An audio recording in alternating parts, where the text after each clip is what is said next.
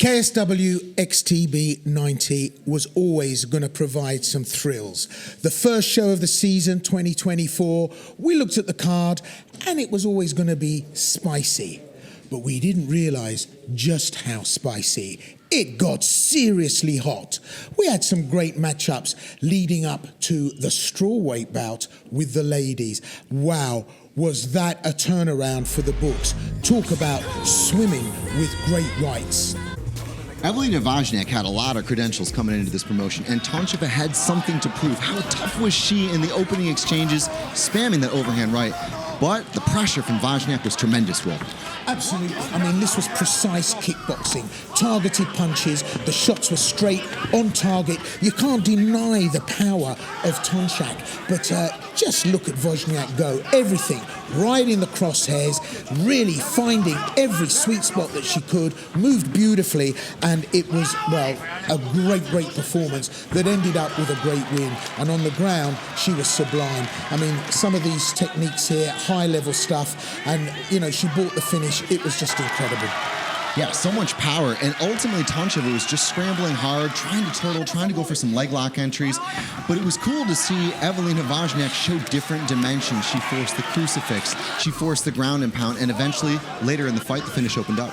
Yeah, and I mean, you know, you look at this weight division, strawweight, just the power that these two were unable to unleash. And I mean, you know, they're no slouches. I have to say that Toncheva just has so much power available to her, but look at that technique and just look at the sheer focus, you know, intensity that Wozniak brought by forcing the head onto the lock of the triangle. I mean, Chris, it was really hardcore. I mean, it frightened me.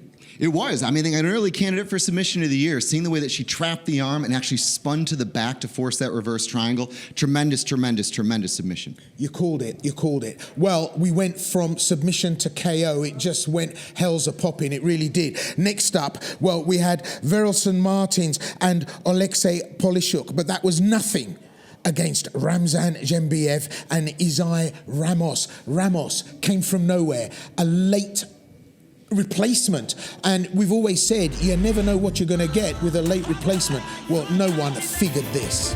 Yeah, he was so confident during fight week. We saw all the predictions, we saw all the focus, but nobody believed it because Zhembiev had looked borderline indestructible in his KSW career.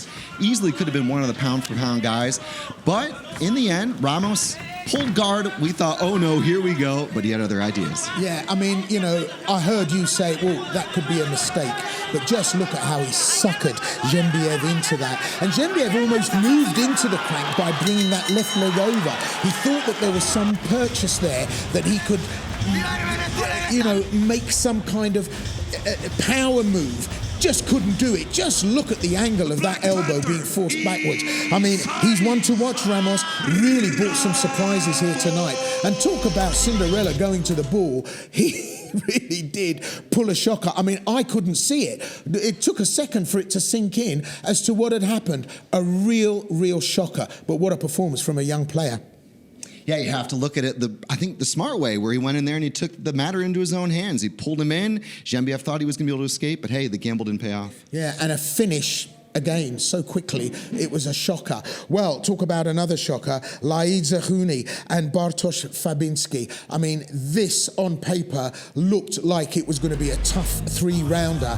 You know, Zuni, unknown quantity really. Fabinski steps in to replace his own student, as it were. Hajuski injured, so couldn't play tonight. But just look at this. Zuni walking backwards with those straight punches. And some power shots. And, you know, I've got to say that Fabinski walked onto them. Yeah, it was mad. And we knew for sure that Zuni was going to have to deal with the chase and the pressure from Fabinski, who was closing the distance from the get-go. But he stayed composed, landed that shovel uppercut, moving backwards, and then closed the show. Yeah, you know, I mean, I've often said that one of the big skills in the fight game is to hit while going backwards. Very few fighters have done it, you know, and I mentioned Muhammad Ali being one of the greatest exponents of being able to hit you on the way out. But look at this guy here. Zuni delivered those shots on the bike, on the way out. And then Fabinski, well, he's got to take a group class, next week. And I think one of the things he's going to have to say to his students is, don't walk onto those big straight punches. Listen, it was just thrilling. We got to the main event, and what a main event it was. The crowd, the Liga Varsavia supporters, in big time for their hero, Zosek, and he performed brilliantly tonight against a champion of another federation. Ian Vitasovic, we saw at Pula take an absolute hammering and then come back in the third round to take the win. He was indestructible, but tonight against Zosek, well, it was one hand clapping for Arcadius. And he was perfect from the perfect first punch. Nobody saw that coming. He talked about working on his boxing. He said, look, I had to go out there. I had to make this my fight and use my hands. And the result, I think, spoke for itself. A demolition in 55 seconds. Yeah, I mean, he's the ultimate elite kickboxer. I just love the fact that the kickboxing guys are finding the mat. He trains with Errol Zimmerman, amongst others from the Core Hemmers gym. I mean, he's a glory legend, but he's come to do business in the MMA cage, and the supporters were there tonight. What an emphatic finish. And Vitasovic, I've often said that he is so tough, you've got to put a stake through his heart to stop him. I mean, he is really that tough. But tonight, Zosek made short work. First round, 55-second KO. Yeah, exactly. And what a future in front of this guy, right? What a transition from kickboxing into MMA. He's a star in this organization. A great way to start 2024. Absolutely. 2024 is absolutely crashed onto the scene. We've got a lot of French guys coming in, new guys, fighters from different nations, all making up the KSW roster, all making their debut. Watch your social media, look at all your listings, and check when the next KSW events are coming. We're at 90, we're going to 91, 92, 93. They're all taking place at different venues. It's going to be exciting stuff. So many champions to claim back titles, so many contenders to beat champions. They're all coming up in 2024. I'm Sensei Will Vanders. I'm the guru, Chris Hoekstra. Together we're the Flying Dutchman. We are the English KSW crew. Take care of yourselves and each other. Till next time. Oes. Oes.